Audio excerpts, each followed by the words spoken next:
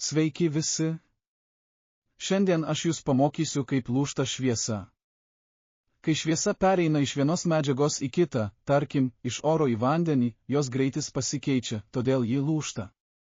Šviesa tiesiog pasuka, kad prisitaikytų. Kiekviena medžiaga turi savo optinį tankį, tai reiškia, kad šviesa keliauja skirtingų greičių.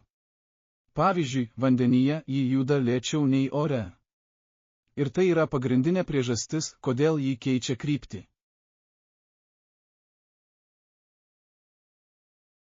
Bet kaip atsitinka, kad matome visas vaivorykštės spalvas? Tai vadinama dispersija.